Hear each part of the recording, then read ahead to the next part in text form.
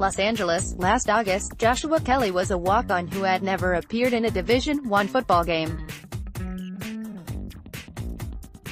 4 months, 1,243 yards and a record-setting performance against USC later, the jovial running back was weighing a jump to the NFL draft. "The rise was humbling," said Kelly, who last season became UCLA's first 1,000-yard rusher since 2015. He appreciated the opportunity to possibly fulfill a childhood dream.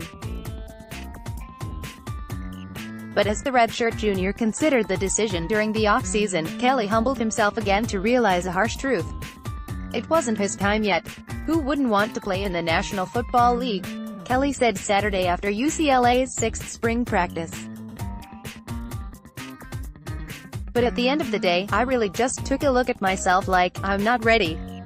So I gotta come back and then I gotta get even better." Losing Kelly, along with star tight end Caleb Wilson, who declared for the draft as a redshirt junior, would have cost the Bruins their leading rusher and their leading receiver.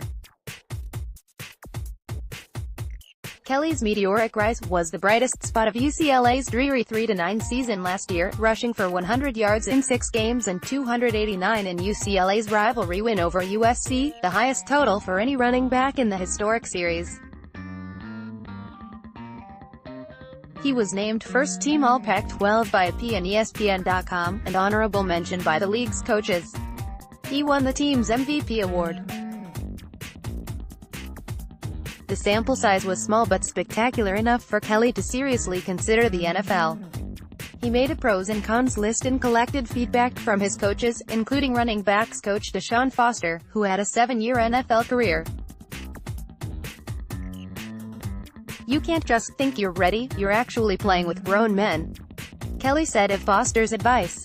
It's a different type of ballgame. Kelly submitted his name to the NFL for draft feedback.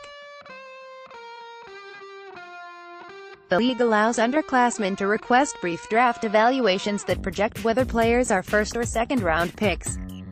If players likely aren't to be drafted in the first 2 rounds, the NFL advises them to return.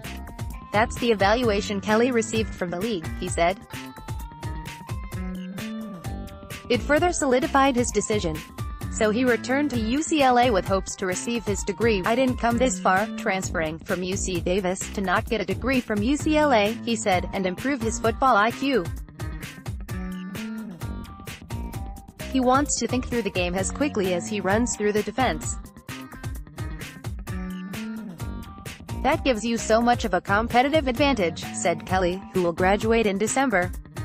"Because if you really know what you're doing out there and you have knowledge like Coach always preaches, then you can make first moves without the defense even knowing, and you can read protections, you can read blitzes, you can read defenses.